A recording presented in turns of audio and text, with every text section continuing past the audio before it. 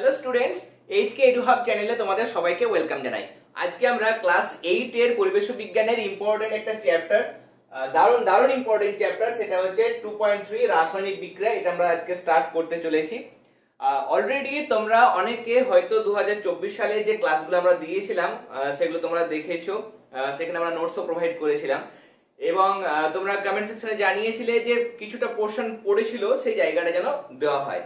যাই হোক, 2025 সালে আমরা আগেকার ক্লাসগুলো ভুলে যাব, যেটা 2024 সালে দেওয়া ছিল আগেকার ক্লাস, সেগুলো বাদ দাও। পুরোপুরি নতুন ভাবে নতুন ধাঁচে কিন্তু আমরা ক্লাসগুলো করব এই চ্যাপ্টারের, এবং প্রত্যেকটা কনসেপ্ট আমি বোর্ডে এক্সপ্লেন করব খুব সহজ করে। এই ধারণাগুলো দেখো, এই জিনিসটা মানে সায়েন্টিফিক ব্যাপার এবং রাসায়নিক বিক্রিয়া, এই জায়গাগুলো বেশি জোর দিয়ে পড়তে হবে যাদের ভবিষ্যতে সায়েন্স নিয়ে পড়ার ইচ্ছা রয়েছে।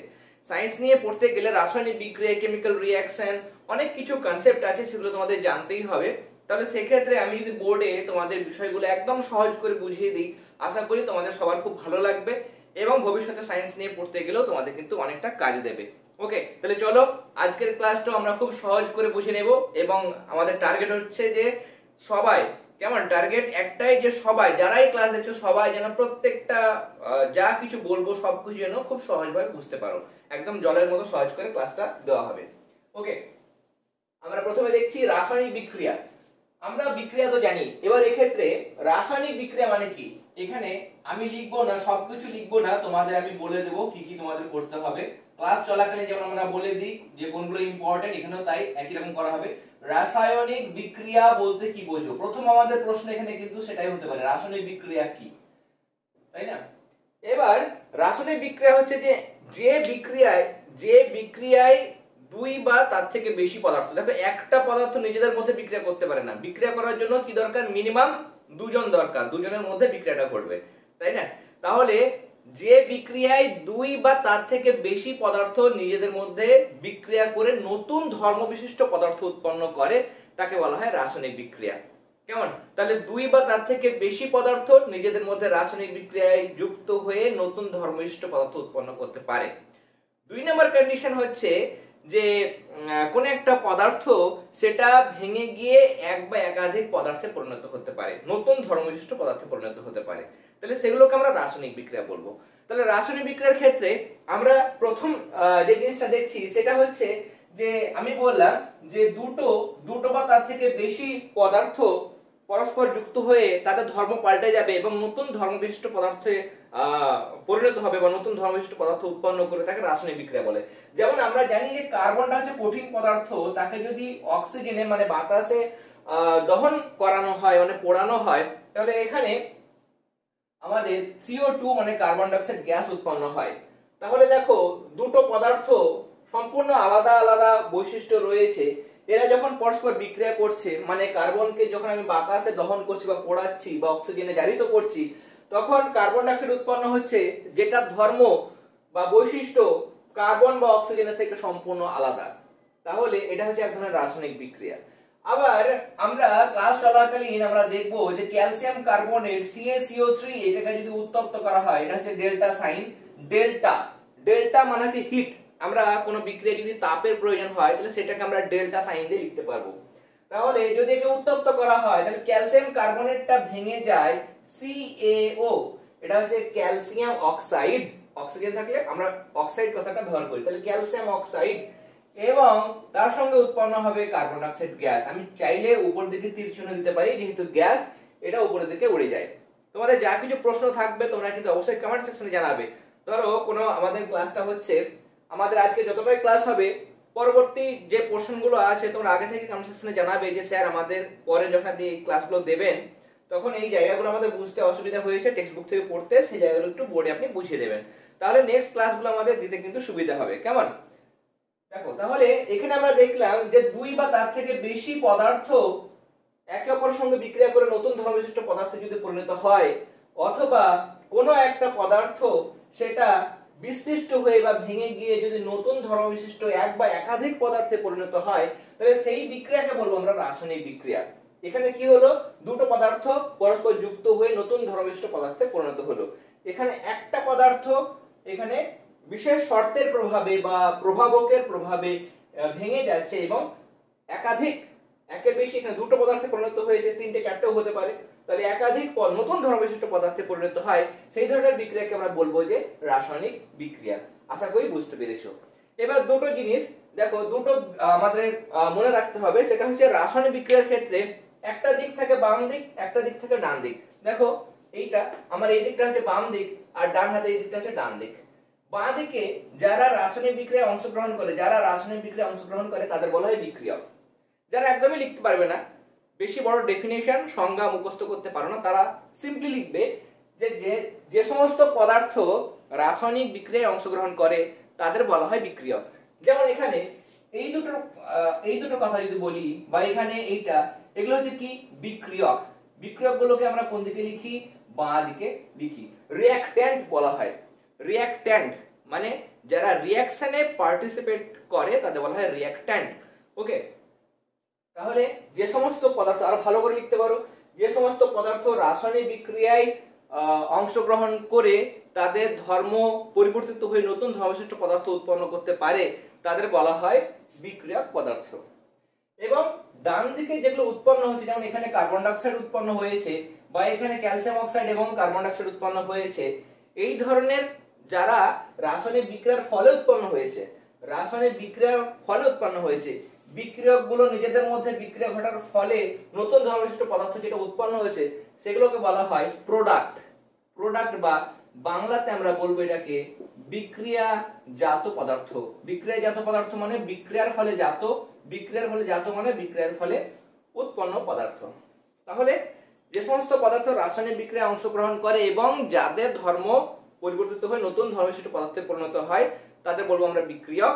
এবং রাসায়নিক বিক্রিয়ায় বিক্রিয়কগুলোর নিজেদের মধ্যে বিক্রিয়া ঘটার ফলে যেটা নতুন ধর্মবিশিষ্ট এক বা একাধিক পদার্থ উৎপন্ন হয় তাদের বলা হয় বিক্রিয়াজাত পদার্থ। ওকে, এবার আমরা দেখব বিক্রিয়ার কিছু প্রভাবক মানে এখানে যেটা ইম্পর্টেন্ট যে জায়গাটা, সেখানে তোমাদের মনে রাখতে হবে বিক্রিয়ক কাকে বলে। এই জায়গাটা একটু ইম্পর্টেন্ট, বিক্রিয়ক কাকে বলে, বিক্রিয়াজাত পদার্থ কাকে বলে, এই সংজ্ঞাগুলো মনে রাখবে। ওকে, এবার আসি প্রভাবক মানে শর্ত। আমরা রাসায়নিক বিক্রিয়ার ক্ষেত্রে দেখব যে অধিকাংশ বিক্রিয়া কিন্তু তাদের ঘটাতে গেলে কোনো না কোনো এক্সটার্নাল কিছু ফ্যাক্টর কিন্তু কাজ করে, মানে বাহ্যিক কিছু শর্ত বা প্রভাবক কিন্তু দরকার হয়। মানে স্বতঃস্ফূর্তভাবে নিজে থেকে কিন্তু অনেক রাসায়নিক বিক্রিয়া ঘটতে পারে না, তাদের বাইরে থেকে কিছু প্রভাবক বা শর্ত লাগে। কেমন? তাহলে কিছু কিছু রাসায়নিক বিক্রিয়া ঘটাতে গেলে বাইরের কিছু শর্তর উপর নির্ভর করতে হয়, সেই সমস্ত শর্তগুলোকে বলা হয় রাসায়নিক বিক্রিয়ার প্রভাবক। সেগুলো কোনগুলো? সেগুলো যেমন এখানে এই বিক্রিয়াটা ঘটাতে গেলে এখানে আমাদের তাপ দিতে হচ্ছে, তাহলে তাপ একটা প্রভাবক। তাপকে আমরা একটা বলতে পারবো প্রভাবক। ওকে, তাহলে তাপের প্রভাবে আমরা দেখব অনেক রাসায়নিক বিক্রিয়া ঘটে। আবার তড়িতের সাহায্যে আমরা যখন জলের তড়িৎ বিশ্লেষণ করব, লৌহ সালফিউরিক অ্যাসিড হয়তো দিয়েছি জলের মধ্যে, মানে অম্লায়িত জল, তার মধ্যে যদি আমরা ক্যাথোড অ্যানোড প্রবেশ করে জলের মধ্যে তড়িৎ বিশ্লেষণ ঘটাই তাহলে জলটা হাইড্রোজেন এবং অক্সিজেনে ভেঙে যাবে। চিন্তার কোনো ব্যাপার নেই, সব বোঝানো হবে, 2.4 চ্যাপ্টারেও আছে আমাদের। তাহলে তড়িতের প্রভাবে যখন রাসায়নিক বিক্রিয়া ঘটে সেটা আমরা দেখব। ওকে, তাপের প্রভাবেও ঘটে, তড়িতের প্রভাবে ঘটে। আবার কিছু কিছু রাসায়নিক বিক্রিয়া কিন্তু শুকনো অবস্থায় ঘটতে পারে না, তাদেরকে মানে উপযুক্ত কোনো দ্রাবক মানে সলভেন্টের মধ্যে তাকে দ্রবীভূত করতে হয়। সেটা জল হতে পারে, কেরোসিন হতে পারে, ক্লোরোফর্ম হতে পারে, কার্বন ডাই সালফাইড CH2 হতে পারে।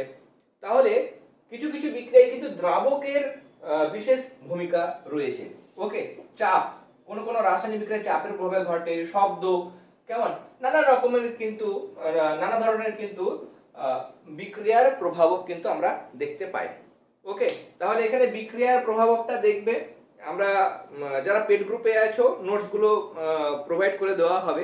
ওকে, এবার পরপর আমরা দেখব, তোমাদের একটা প্রশ্ন হয়তো আসতেই পারে যে তাপের প্রভাবে রাসায়নিক বিক্রিয়া ঘটে এমন উদাহরণ দাও। তাহলে আমরা এবার এই যে প্রভাবকের কথাগুলো পড়ছিলাম তার মধ্যে তাপ শক্তি বা তাপের প্রভাবে রাসায়নিক বিক্রিয়া ঘটে এরকম উদাহরণ দেখব। আমরা যদি কিউপ্রিক নাইট্রেটের কথা বলি, কিউপ্রিক নাইট্রেট CuNO3 কিউপ্রিক মনে রাখবে কপারের ক্ষেত্রে যোজ্যতা দুটো, কপারে দুটো যোজ্যতা আছে, কপারের দুটো যোজ্যতা আছে, একটা হচ্ছে 1 একটা হচ্ছে 2। যেটা কম যোজ্যতা সেগুলোকে আমরা বলি আস, যেগুলো বেশি যোজ্যতা সেগুলোকে আমরা বলি ইক, তাই না? আস এবং ইক। ওকে, তাহলে কপার মানে কিউপ্রাম হচ্ছে ল্যাটিন নাম। সেখান থেকে যদি কোনো যৌগে ধরো এটা CuCl, এখানে কপারের যোজ্যতা 1, CuCl2 এখানে কপারের যোজ্যতা 2। ওকে, এবার নামগুলো কেমন হয় তোমরা জানো আশা করি। সেটা হচ্ছে, যারা জানো না ভালো করে শুনে নাও, অনেকগুলো পদার্থ আছে, যেমন কপার হতে পারে, Fe আয়রন হতে পারে, এদের একাধিক যোজ্যতা দেখতে পাওয়া যায়। Hg মার্কিউরি মানে পারদ, এদেরও একাধিক যোজ্যতা দেখতে পাওয়া যায়। তাদের মধ্যে যেগুলো কম যোজ্যতা সেগুলোকে বলা হয় আস, এবং যেটা বেশি যোজ্যতা সেগুলোকে বলা হয় ইক।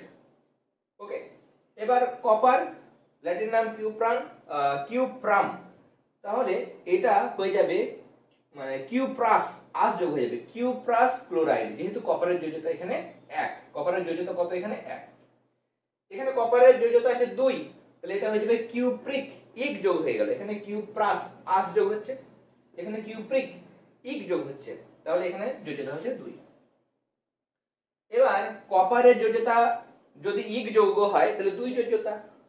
নাইট্রেট, এই নাইট্রেটের যোজ্যতা হচ্ছে 1, সেটা কপারের নিচে বসবে, কপারের যোজ্যতা 2 সেটা এখানে বসবে, 1 আমরা লিখি না, তাই জন্য CuNO3 সেটা হচ্ছে কিউপ্রিক নাইট্রেট। ওকে, আশা করি বুঝতে পেরেছো, আমি এই জায়গাটা ক্লিয়ার করে দিচ্ছি। ওকে, তাহলে আমাদের এই কিউপ্রিক নাইট্রেট আমরা যদি একে উত্তপ্ত করি, মানে এখানে যদি আমরা হিট লিখতে পারি বা মানে এই ডেল্টা সাইনটা দিতে পারি বা তাপ লিখতে পারি। ওকে, যদি একে উত্তপ্ত করা হয়, এমনিতে এই যে কিউপ্রিক নাইট্রেট, কিউপ্রিক নাইট্রেট এটাকে কি বললাম আমরা? কিউপ্রিক নাইট্রেট, এটা নীল বর্ণের কেমন নীল বর্ণের কেলাসাকার পদার্থ, ক্রিস্টালাইন স্ট্রাকচার এদের মধ্যে দেখতে পাওয়া যায় বা নিয়তাকার পদার্থ। যদি কি উত্তপ্ত করা হয় তাহলে এখানে কিউপ্রিক অক্সাইড উৎপন্ন হবে, NO2 উৎপন্ন হবে, এবং তার সঙ্গে জল উৎপন্ন হবে। কেমন? কিউপ্রিক নাইট্রেট কে যদি উত্তপ্ত করা হয় কিউপ্রিক অক্সাইড উৎপন্ন হয়। ওকে, কিউপ্রিক অক্সাইড NO2 এবং আচ্ছা হাইড্রোজেন তো নেই, অক্সিজেন তৈরি হবে। কেমন? O2 তৈরি হবে, অক্সিজেন। ব্যালেন্সড আমরা করব, এখানে কপার একটা, এখানে কপার একটা, নাইট্রোজেন হোল্ড ওয়াইজ আছে, এখানে নাইট্রোজেন একটা, তাহলে 2 যোগ করব।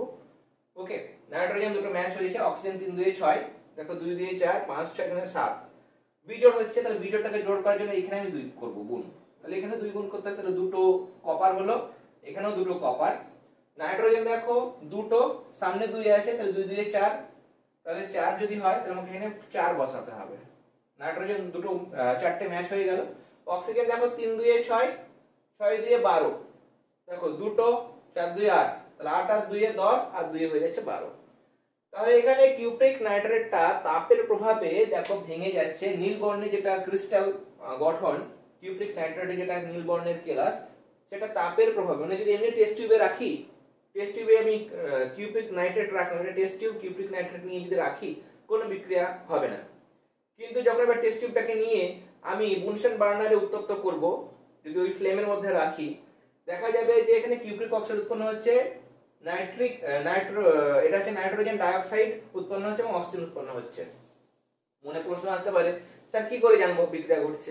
এখানে যখন বিক্রিয়াটা ঘটবে, নাইট্রোজেন ডাইঅক্সাইড যেটা, সেটা বাদামি বর্ণের গ্যাস। কেমন গ্যাস? বাদামি। ওকে, বাদামি বর্ণের গ্যাস।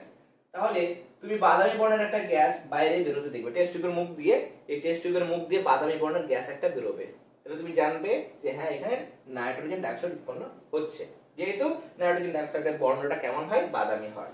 এবং এটা নীল বর্ণের ক্রিস্টাল ছিল, যেটুকু পড়ে থাকবে নিচের দিকে সেটা কিন্তু ধূসর বর্ণের হয়ে যাবে, ধূসর বর্ণের হয়ে যায়, অনেকটা ধীরে ধীরে কালো বর্ণের হয়ে যায়।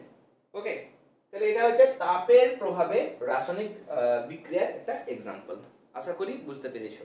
ওকে, তাপ হলো, যদি আলোটা হচ্ছে, আমি এখানে আলোটা করে দিচ্ছি আলোর সাহায্যে, এখানে চাপ তড়িৎ, আচ্ছা এখানে আলোটাও যোগ করে দিতে তোমরা। কেমন? তাপ হলো, এখানে আলোর প্রভাবেও কিন্তু রাসায়নিক বিক্রিয়া ঘটে। আমি আলোর প্রভাব একটা দেখাচ্ছি, আলোর প্রভাবে অনেক রাসায়নিক বিক্রিয়া হয়, অনেক তোমরা পড়বে। তার মধ্যে টেক্সট বুকে যেটা দেওয়া আছে সেটা আমি বলি, তার কারণ তোমরা অনেকেই বারবার ক্লাস 8 এর মধ্যে দেখেছি যে স্যার টেক্সট বুকটা বুঝিয়ে দেবেন, টেক্সট বুকের জায়গাগুলো বুঝিয়ে দেবেন। তাহলে আমি টেক্সট বুকের সম্পূর্ণ জায়গাগুলো আমাদের কভার করা হচ্ছে। কেমন, ক্লাসে এমন কোনো জায়গা নেই বা জায়গা থাকবে না যেগুলো আমি মানে টেক্সট বুকের কোনো পোর্শন বাদ দিয়েছি, এটা কিন্তু থাকবে না। টেক্সট বুকের সমস্ত জিনিস, রেফারেন্স বই যেটাই তোমরা ফলো করো, সমস্ত কোশ্চেন আনসার কিন্তু আমরা ক্লাসে আলোচনা করব। ওকে, এবং করা হচ্ছে। আলোর ক্ষেত্রে আমরা জানি সবুজ উদ্ভিদ সেটা কার্বন ডাই অক্সাইড পরিবেশ থেকে নেয় পত্ররন্ধ্রের মাধ্যমে, এবং মূল দিয়ে যে জলটা শোষণ করে। তাদের বিক্রিয়ায় কি তৈরি হয়? তাদের বিক্রিয়ায় এখানে গ্লুকোজ মানে C6H12O6 গ্লুকোজ উৎপন্ন হয়, এবং তার সঙ্গে অক্সিজেন গ্যাস কিন্তু উৎপন্ন হয়। ব্যালেন্স করলে এখানে 6CO2 দিতে হবে, এখানে 6H2 দিতে হবে, এখানে 6 অণু অক্সিজেন দিতে হবে, এবং অক্সিজেনটা পত্ররন্ধ্রের মাধ্যমে পরিবেশে বাইরে বেরিয়ে যাবে। তাহলে সবুজ উদ্ভিদ দিনের বেলায় সূর্যালোকের উপস্থিতিতে, এখানে অবশ্যই সূর্যালোক লাগবে, মানে সূর্যের আলো লাগবে। সূর্যের আলো ছাড়া কিন্তু সালোক সংশ্লেষ ঘটতে পারে না। এটা হচ্ছে সালোক সংশ্লেষ, যে পদ্ধতিতে সবুজ উদ্ভিদ পাতার মধ্যে শর্করা জাতীয় খাবার তৈরি করে, সেটাকে বলা হয় সালোক সংশ্লেষ। সেখানে কি কি লাগে? কার্বন ডাই অক্সাইড, জল লাগে, সূর্যালোকের উপস্থিতি এবং তার সঙ্গে অবশ্যই ক্লোরোফিল যুক্ত উদ্ভিদ কোষ হতে হবে। ক্লোরোফিল যুক্ত কোষ হতে হবে। যেমন ব্যাঙের ছাতা, সেখানে কিন্তু ক্লোরোফিল নেই, সাদা বর্ণের, তাহলে সেখানে সালোক সংশ্লেষ হয় না, তোমরা জানো এগুলো। ওকে, তাহলে 6 অণু কার্বন ডাই অক্সাইড, 6 অণু জলের সাথে বিক্রিয়া করবে অবশ্যই ক্লোরোফিলের সহায়তা এবং সূর্যালোকের উপস্থিতিতে। C6H12O6 এটা হচ্ছে গ্লুকোজ উৎপন্ন হয়। কেমন, কি উৎপন্ন হয়? গ্লুকোজ উৎপন্ন হয়, এবং তার সঙ্গে 6 অণু অক্সিজেন উৎপন্ন হয়, যেটা পরিবেশে মুক্ত হয়। ওকে, তাহলে তাপের প্রভাবে, আলোর প্রভাবে রাসায়নিক বিক্রিয়া দেখলাম। তারপরে আমরা চাপের প্রভাবে রাসায়নিক বিক্রিয়া দেখতে পাবো। চাপের ক্ষেত্রে খেলনা বন্দুক যেগুলো আছে, খেলনা বন্দুক, সেখানে কি হয়? এই মুখটাকে যদি জোরে আঘাত করা হয় তবে কিন্তু সেটা রাসায়নিক বিক্রিয়া ঘটে, তবে কিন্তু ফেটে যায়। মুখটাকে আঘাত করতে হয় খেলনা বন্দুকের ক্ষেত্রে। ক্যাপ যেটা থাকে সেই ক্যাপটাকে কিন্তু আঘাত করতে হয়। ক্যাপটাকে আঘাত করলে সেখানে শব্দ হবে, আলো হতে পারে, কেমন, তাপ উৎপন্ন হয়। তাহলে খেলনা বন্দুকের ক্ষেত্রে চাপের প্রভাবে রাসায়নিক বিক্রিয়া ঘটে। ওকে, তাহলে আমাদের এরকম প্রশ্ন ছিল, রাসায়নিক বিক্রিয়া কাকে বলে, বিক্রিয়ক বিক্রিয়াজাত পদার্থ কাকে বলে। রাসায়নিক বিক্রিয়ার প্রভাবক আলোচনা করা হয়েছে। তাপের প্রভাবে রাসায়নিক বিক্রিয়া ঘটে, আলোর প্রভাবে সেগুলো দেখলাম, এবং চাপের প্রভাবে রাসায়নিক বিক্রিয়া ঘটে, সেগুলো আমরা দেখলাম। ওকে, এবার একটা প্রশ্ন মনে রাখতে পারে যে ছবি তোলার ক্ষেত্রে যখন আমরা ছবি তুলি, ছবি তোলার পর সেই ব্যক্তি যিনি ছবি তোলেন তাদের একটা ডার্ক রুম থাকে। কেমন, ডার্ক রুম থাকে। সেই ডার্ক রুমের মধ্যে, অন্ধকার একটা ঘরের মধ্যে কিন্তু সেই নেগেটিভ থেকে ছবিটা বানানো হয়। কেন বানানো হয়? তার কারণ হচ্ছে যে ফটোগ্রাফিক যেটা ফিল্ম ব্যবহার করা হয়, ফটোগ্রাফিক ফিল্ম বা প্লেট, যখন এমনি এক্সরে করি সেগুলোও কিন্তু সেই ফিল্মগুলো বা প্লেটগুলো কিন্তু অন্ধকার রুমেই কিন্তু সেখানে ছবিটা তুলে ধরা হয়। তাহলে সেই ফটোগ্রাফিক ফিল্ম বা প্লেটের মধ্যে সিলভার ব্রোমাইডের একটা আস্তরণ থাকে। সিলভার ব্রোমাইড মানে AgBr, সিলভার ব্রোমাইডের প্রলেপ দেওয়া থাকে। যদি এই সিলভার ব্রোমাইড মানে এটা হচ্ছে আলোক সুবেদী পদার্থ, আলোক সুবেদী মানে ফটো সেনসিটিভ।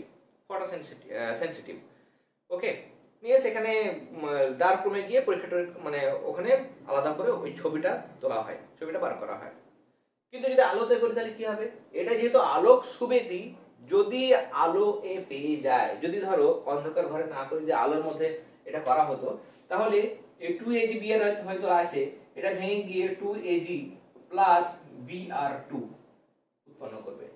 এবার এই যে Ag যেটা তৈরি হচ্ছে সিলভার, সেটা কিন্তু কালো বর্ণের, তাহলে বা ধূসর বর্ণের। তার জন্য এই ফটোগ্রাফি ফিল্মটা কিন্তু ছবি আসবে না, সেটা কিন্তু কালো হয়ে যাবে বা ধূসর বর্ণের কিন্তু হয়ে যাবে।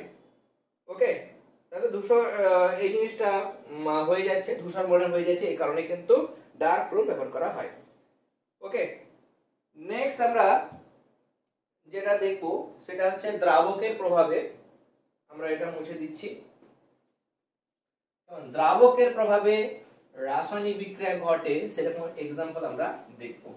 ওকে, দেখো আমরা যদি দ্রাবকের কথা বলি, আমাদের টেক্সট বুকের মধ্যে তোমরা দেখবে, টেক্সট বুকের জায়গাটা আমি ব্যবহার করি, দাঁড়াও। টেক্সট বুকের মধ্যে দেখো আমাদের দেওয়া হয়েছে একটা জায়গায়, সেটা হচ্ছে হ্যাঁ শুকনো খাবার সোডা এবং অক্সালিক অ্যাসিড। কেমন? শুকনো খাবার সোডা এবং অক্সালিক অ্যাসিডের মধ্যে যদি বিক্রিয়া ঘটানো হয়, শুকনো খাবার সোডা সোডিয়াম বাইকার্বনেট, কেমন? Sodium bicarbonate NaHCO3, baking soda বলা হয়। সোডিয়াম কার্বনেটের সঙ্গে অক্সালিক অ্যাসিড, অক্সালিক অ্যাসিড, কেমন? অক্সালিক অ্যাসিড যদি আমরা বিক্রিয়া ঘটাই কোনো রিঅ্যাকশন হবে না।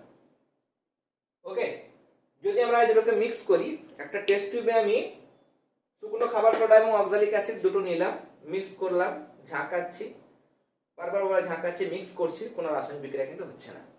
তার কারণ এখানে রাসায়নিক বিক্রিয়া ঘটাতে গেলে আমাদের কি দরকার? দ্রাবক দরকার। উপযুক্ত দ্রাবকে আমাদের একে দ্রবীভূত করতে হবে, তবে কিন্তু এই রাসায়নিক বিক্রিয়াটা ঘটবে, তাহলে এখানে কি দ্রাবক ব্যবহার করব? এই ক্ষেত্রে আমাদের জল ব্যবহার করা হয়। কোন দ্রাবক ব্যবহার করা হয়? জল ব্যবহার করা হয়। এবার কিন্তু রাসায়নিক বিক্রিয়া ঘটবে। ওকে, এবার রাসায়নিক বিক্রিয়াটা ঘটবে। তাহলে এখানে সোডিয়াম অক্সালেট উৎপন্ন হয়, সোডিয়াম অক্সালেট উৎপন্ন হবে, সোডিয়াম অক্সালেট। তার সঙ্গে উৎপন্ন হবে কার্বন ডাই অক্সাইড, ওকে, এবং তার সঙ্গে উৎপন্ন হবে জল। ওকে, তাহলে এখানে আমরা অক্সালিক অ্যাসিড সেটাই বলে দেওয়া হয়েছে টেক্সট বুকের মধ্যে, যে আমরা যদি এখানে শুকনো অবস্থায় বিক্রিয়া ঘটাই, বিক্রিয়া ঘটবে না, কিন্তু আমরা যদি জলে দ্রবীভূত করে যে মিক্স করি তাহলে কিন্তু বিক্রিয়া ঘটবে এবং বুদবুদ আকারে এই কার্বন ডাই অক্সাইড গ্যাসটা কিন্তু বেরিয়ে আসবে। ওকে, কার্বন ডাই অক্সাইড গ্যাসটা বেরিয়ে আসবে। এবং এটা যদি ব্যালেন্স করা হয়, ব্যালেন্সও করা যেতে পারে। এখানে 2 অণু আমাদের নিতে হবে, তাহলে 2 অণু কার্বন ডাই অক্সাইড এবং 2 অণু জল উৎপন্ন হবে। ওকে, এবং অক্সালিক অ্যাসিডের যারা হয়তো চাইছো যে আমরা রাসায়নিক বিক্রিয়া স্যার পুরোপুরি আমাদের লিখে দেবেন ভালো করে, তাহলে তোমরা চাইলে এটা লিখবে, মানে অক্সালিক অ্যাসিডের জায়গাটা মানে তোমরা যদি সংকেতের সাহায্যে লিখতে চাও, সংকেতের সাহায্যে লেখা যায়, অসুবিধা নেই। অক্সালিক অ্যাসিড হচ্ছে COOH বন্ড COOH, বা এটাকে মানে এরকম ভাবে লেখা যায় যে C2H2O4 এরকম ভাবে লেখা যায়, কিন্তু এরকম ভাবে লেখা যুক্তিসঙ্গত নয়। যখন উচ্চ ক্লাসে যাবে তখন এটা কিন্তু ভ্যালিড হবে না। এটা হচ্ছে ভ্যালিড, ঠিক আছে? COOH বন্ড COOH নিয়ে আমরা এটা জলের সাহায্যে বিক্রিয়া ঘটবো। সোডিয়াম অক্সালেট যেটা বলছিলাম, এখানে কি হয় জানো? এখানে যে দুটো সোডিয়াম আছে, সেই দুটো সোডিয়াম দুটো হাইড্রোজেনকে প্রতিস্থাপিত করে, মানে COOH এর বদলে Na ঢুকে গেল, এখানেও COOH এর বদলে Na ঢুকে যাবে। ওকে, তাহলে দুটো সোডিয়ামের কাজ হয়ে গেল। এখানে কার্বন ডাই অক্সাইড দেখো C কটা আছে? দুটো, অক্সিজেন আছে 6টা। C আছে দুটো, অক্সিজেন আছে 6টা, কিন্তু দুটো 2 গুণে 4টে আসবে। আর দুটো অক্সিজেন পড়ে থাকলো, আমি সামনে 2 দিচ্ছি, সামনে দুটো অক্সিজেন পড়ে থাকলো, আর এখানে দুটো হাইড্রোজেন, কেমন? দুটো হাইড্রোজেন, আর এখানে আমাদের দুটো হাইড্রোজেন। দেখো এখানকার দুটো হাইড্রোজেন, দেখো দুটো হাইড্রোজেন, 4টে হাইড্রোজেন, তাহলে এই যে 2 গুণে 4, তার জন্য বিক্রিয়াটা ঘটে। ওকে, তাহলে COONA সোডিয়াম, এবং এটা অক্সালিক অ্যাসিডের অংশ, তার জন্য সোডিয়াম অক্সালেট, এটার নাম হচ্ছে সোডিয়াম অক্সালেট। এবং কার্বন ডাই অক্সাইডের বুদবুদটা আমরা দেখতে পাই, তার সঙ্গে জল উৎপন্ন হয়। ওকে, তাহলে এটা হচ্ছে দ্রাবকের প্রভাবে রাসায়নিক বিক্রিয়া। তড়িতের প্রভাবে এটা বলে দিই। তড়িতের প্রভাবে এটা তোমরা জানো, শুনেছো, এটা তড়িতের প্রভাবে আমরা যদি অম্লায়িত জল নিই, অম্লায়িত জল মানে এখানে লঘু কথাটা অ্যাড করে দিই, লঘু H2SO4, বা আমরা কোনো ক্ষারও দিতে পারি, যুক্ত অম্লায়িত জল। অম্লায়িত জলের মধ্যে যদি আমরা তড়িৎ পাঠাই তাহলে এখানে তড়িৎ বিশ্লেষণ ঘটে। তাহলে আমরা 2 অণু হয়তো জল নিয়েছি, সেই জলটা যদি আমরা তড়িৎ পাঠাই, এটা উভমুখী বিক্রিয়া দিলাম আমরা, তাহলে এখানে 2 অণু হাইড্রোজেন এবং অক্সিজেন গ্যাস উৎপন্ন হয়। ওকে, 2 2 4, অক্সিজেন দুটো হ্যাঁ। তাহলে তড়িতের প্রভাবে মানে আমরা অম্লায়িত জল নেব, অম্লায়িত জলের মধ্যে দিয়ে, এই অম্লায়িত জলের মধ্যে দিয়ে আমাদের ধরো এটা জল ছিল, অ্যাসিড মিশ্রিত জল, এখানে আমাদের ক্যাথোড, এখানে আমাদের অ্যানোড যোগ করব। ওকে, নিয়ে আমাদের ব্যাটারির সাহায্যে যদি মানে এখানে ব্যাটারি দিয়ে যুক্ত করা হয়, তাহলে কি হবে, এখানে অক্সিজেন এবং কার্বন হাইড্রোজেন গ্যাস উৎপন্ন হবে। তাহলে এটা হচ্ছে তড়িতের প্রভাবের রাসায়নিক বিক্রিয়ার এক্সাম্পল। ওকে, নেক্সট আমাদের তড়িতের প্রভাবের রাসায়নিক বিক্রিয়াটা হয়ে গেল। এরপর আমাদের নোটসের মধ্যে কি আছে দেখি। এরপর নেক্সট আমাদের পড়ে আছে ইলেকট্রোপ্লেটিং বা তড়িৎ লেপন এবং তার উদ্দেশ্য। আচ্ছা, তো সেটাও আমরা করে নিই। আমাদের ফার্স্ট যেটা পিডিএফ রয়েছে সেটা কমপ্লিট করে দেব। এর আগে যতগুলো ক্লাস দেওয়া হয়েছে সবগুলো আমরা নোটসের খাতা থেকে পিডিএফ এর আকারে সেই ক্লাসগুলো দিয়েছিলাম। যারা ক্লাসগুলো দেখেন অবশ্যই দেখে নিও। এবং এখন যে ক্লাসগুলো দেওয়া হয়েছে সেগুলো যেহেতু বোঝানোর বিষয় রয়েছে সেজন্য আমি বোর্ডের মধ্যে বুঝিয়ে দিচ্ছি। যারা পেড গ্রুপে আছো তারা কিন্তু পিডিএফ নোটসগুলো পেয়ে যাবে সেই গ্রুপের মধ্যে। ওকে, আমরা এখন দেখছি ইলেকট্রোপ্লেটিং বা এটাকে বলা হয় তড়িৎ। এটা আসলে কি, আমরা তড়িৎ বিশ্লেষণ পদ্ধতি, এটা এখন ক্লাস 10 এর সিলেবাসে দেওয়া হয়েছে, ঠিক আছে, মানে অলরেডি আছে, ক্লাস 10 এর সিলেবাসে ডিটেইলসে দেওয়া হয়েছে। তড়িৎ লেপন হচ্ছে তড়িৎ বিশ্লেষণের একটা পদ্ধতি। তড়িৎ বিশ্লেষণ মানে কি, কোনো তড়িৎ বিশ্লেষণ পদার্থের মধ্যে যখন আমরা তড়িৎ পাঠাচ্ছি তখন সেটা ভেঙে যাচ্ছে এবং দুটো আলাদা আলাদা বা একাধিক আলাদা আলাদা পদার্থে পরিণত হয়, সেটা হচ্ছে তড়িৎ বিশ্লেষণ।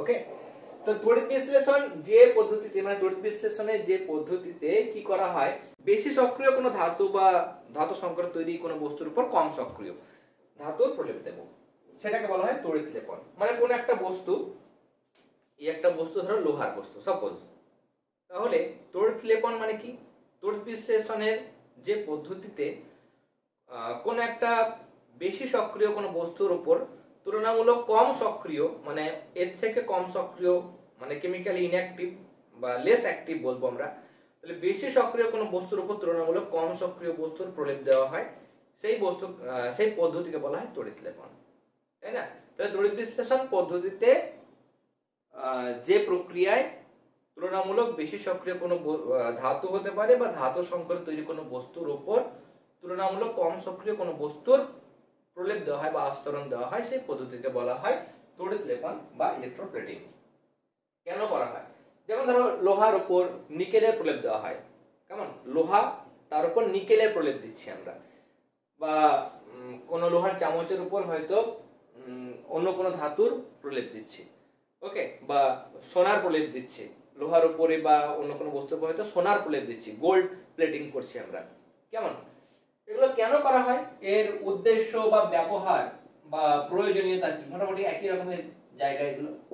এখানে করা হচ্ছে, যদি আমরা ধরো লোহার একটা বস্তু তার উপর নিকেলের প্রলেপ দিচ্ছি, আমরা আস্তরণ দিচ্ছি, মানে কোটিংটা, মানে পুরোটা লোহার তৈরি, তার উপর একটা নিকেলের একটা আস্তরণ, একটা লেয়ার জামা পরানোর মতো হচ্ছে। সেটা কেন করছি? ফার্স্ট হচ্ছে, লোহা এমনিতে যদি আমরা বাতাসে ফেলে রাখি তাহলে সেখানে জলবায়ুর প্রভাবে, মানে বাতাসের সঙ্গে বিক্রিয়া ঘটে হতে পারে বা জলীয় বাষ্পের উপস্থিতিতে সেগুলোর উপর রাস্টিং, মানে মরচে পড়ে যায়। তাহলে সেটা যাতে না হয়, যেহেতু অন্য কোটিং দেওয়া হয়েছে, বাইরে যেটা আছে সেটা কম সক্রিয়, তাহলে সেটা বিক্রিয়া ঘটাবে না বাতাসের সঙ্গে বা জলীয় বাষ্পের সাথে, তাহলে সেটা সেফ থাকবে, সেই জিনিসটা কিন্তু নষ্ট হবে বা মরচে পড়বে না, যেহেতু লোহাটা ভেতর থেকে যাচ্ছে। তাহলে ফার্স্ট হচ্ছে জলবায়ুর প্রকোপ থেকে রক্ষা করার জন্যই তড়িৎ লেপন করা হয়।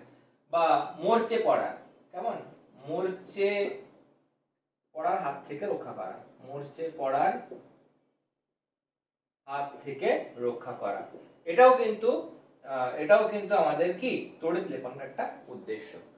আর কি উদ্দেশ্য হতে পারে?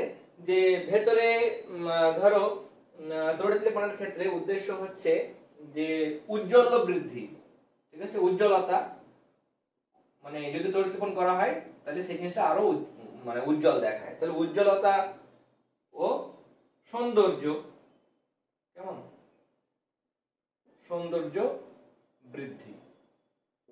ওকে, তাহলে উজ্জ্বলতা বা সৌন্দর্য বাড়ানোর জন্য বা হ্যাঁ বাড়ানোর জন্য কিন্তু এগুলো করা হয়, তড়িৎ লেপন করা হয়। তাহলে তড়িৎ লেপনের এই তিনটে উদ্দেশ্য করবে, আর কিছু দরকার নেই, এতটা পর্যন্ত করলে কিন্তু হয়ে যাবে। অনেক সময় তড়িৎ লেপন কাকে বলে, এর উদ্দেশ্যকে এই প্রশ্নগুলো কিন্তু দিয়ে থাকে। ওকে, নেক্সট ক্লাসে আমাদের আরো অনেক কিছু কনসেপ্ট রয়েছে, সেগুলো আলোচনা করব, এবং যে বিষয়গুলো আছে হয়তো জটিল থেকে জটিলতর যে বিষয়গুলো আছে সেগুলো কিন্তু খুব সহজ করে আমরা আমাদের ক্লাসে বুঝে নেব। আজকের ক্লাসটি ভালো লেগে থাকলে অবশ্যই ক্লাসটিতে লাইক দেবে, বেশি বেশি করে তোমাদের ফ্রেন্ড সার্কেলের মধ্যে অবশ্যই ক্লাসগুলো শেয়ার করবে। যত বেশি ক্লাসগুলো শেয়ার করবে, লাইক দেবে, তোমাদের কোনো সমস্যা থাকলে সেগুলো অবশ্যই কমেন্ট সেকশনে জানাবে। তাহলে ইন্টারেকশন যত বেশি হবে আমাদের তত বেশি ভালো লাগবে, এবং তত বেশি তোমাদের উদ্দেশ্যে ক্লাস নিয়ে আসার চেষ্টা কিন্তু করব। তাই অবশ্যই যারা এখনো পর্যন্ত চ্যানেলটি সাবস্ক্রাইব করে নিও। এই ভিডিও ডেসক্রিপশন বক্সে যাবে, ডিটেলসে যাবে, মোর অপশনে যাবে, সেখানে ক্লাস 8 এর সায়েন্সের প্লেলিস্ট দেওয়া হয়েছে। খুঁজতে অসুবিধা হলে চ্যানেলে দেখবে হোম পেজ দেওয়া হয়েছে, ভিডিওস, প্লেলিস্ট অপশন আছে, প্লেলিস্ট অপশনে গিয়ে নিচের দিকে খুঁজবে, পরপর যাবে, দেখবে ক্লাস 8 এর পরিবেশে বা সায়েন্সের প্লেলিস্ট আছে। তাহলে ভিডিও ডেসক্রিপশনে যেতে পারো, প্লেলিস্ট অপশনে যেতে পারো, সেখান থেকে দেখবে তাপ চ্যাপ্টার কমপ্লিট হয়ে গেছে। মানুষের খাদ্য উৎপাদন, সেগুলো নোটস কিন্তু আমরা ইউটিউবের মধ্যে ফ্রি নোটস প্রোভাইড করেছি। যারা সেই ক্লাসগুলো দেখোনি অবশ্যই দেখে নিও, আর ক্লাসগুলোতে অবশ্যই তোমরা লাইক দেবে এবং বন্ধুদের সাথে বেশি বেশি করে শেয়ার করবে। তাহলে আজকের ক্লাস আমরা এখানেই শেষ করলাম। তোমরা সবাই খুব ভালো থেকো, অল দ্য ভেরি বেস্ট।